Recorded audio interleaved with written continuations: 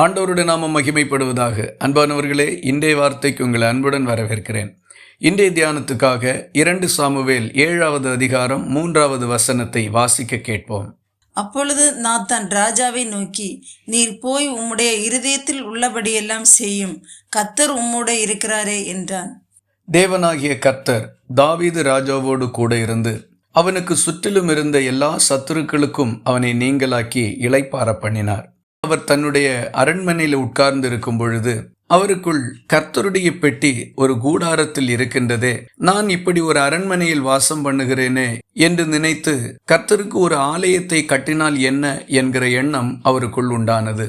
உடனே அவர் நாத்தான் தீர்க்கதரிசியை அழைத்து தன்னுடைய யோசனையை அவருக்கு தெரியப்படுத்தினார். அப்பொழுது நாத்தான் தீர்க்கதரிசி தாவீதை பார்த்து, நீர் போய் உம்முடைய இருதயத்தில் உள்ளபடியெல்லாம் செய்யும், கர்த்தர் உம்மோடு இருக்கிறாரே என்று சொன்னார். அன்று ராத்திரியிலே கர்த்தர் நாத்தான் தீர்க்கதரிசிக்கு வெளிப்பட்டு, நீ என் தாசனாகிய தாவீதினிடத்திலே போய் எனக்கு ஆலயத்தை நீ கட்டப்போவது இல்லை என்று சொல்லி அனுப்பினார். கர்த்தர் தாவீது ராஜாவோடு கூட இருந்து யுத்தங்களிலெல்லாம் வெற்றியை கொடுத்தபடினால் தாவீது நினைக்கிறது எல்லாமே தேவன் அங்கீகரித்து அதன்படியே செய்வார் என்று நாத்தான் தீர்க்கதரிசி தவறாக நினைத்து விட்டார். நம்முடைய வாழ்க்கையிலே தேவன் நம்மோடு இருக்கிறதும் நமக்காக அவர் செயல்படுகிறதும் எல்லாம் உண்மைதான். அதனால் நம்முடைய இருதயத்தில் தோன்றுகிற யோசனைகள் எல்லாம் கர்த்தருடையதுதான், நாம் எது நினைத்தாலும் அவைகளெல்லாம் சாதிக்க முடியும் என்கிற தவறான எண்ணம் ஒருபோதும் வந்து விடக்கூடாது.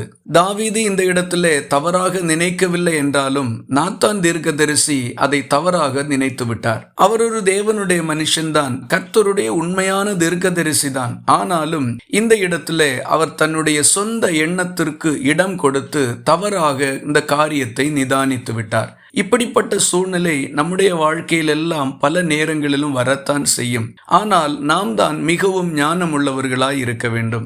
எந்த காரியத்தையும் தேவனிடத்தில் கேட்டுத்தான் நாம் செய்ய வேண்டும். பல வெற்றிகள் தொடர்ந்து நம்முடைய வாழ்க்கையில் வரும் பொழுது நமக்குள்ளும் இப்படிப்பட்ட தவறான எண்ணங்கள் உண்டாகக்கூடும்.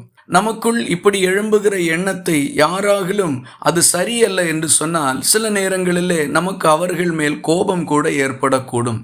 ஆனால் நாம் இவைகளின் போது ஜாக்கிரதையாய் காணப்பட வேண்டும். நம்மை இந்த பூமியில் பிறக்க பண்ணுகிற போதே நாம் இந்த வாழ்க்கையில் என்னென்ன செய்ய வேண்டும் என்கிறதை குறித்து தேவன் திட்டம் வைத்திருக்கின்றார். இந்த வாழ்க்கையிலே நாம் ஆசைப்படுகிறதெல்லாம் நடக்க வேண்டும் என்றும் அதிலே நாம் சந்தோஷப்பட வேண்டும் என்றும் ஒரு காலம் நினைக்க கூடாது. தேவன் எனக்கு எதை குறித்திருக்கிறாரோ அதை நான் செய்ய வேண்டும், அது நிறைவேறுகிறதிலே நான் சந்தோஷப்பட வேண்டும் என்றுதான் நாம் நினைக்க வேண்டும். அப்பொழுதுதான் நம்முடைய பாதை சரியானதாக காணப்படும்.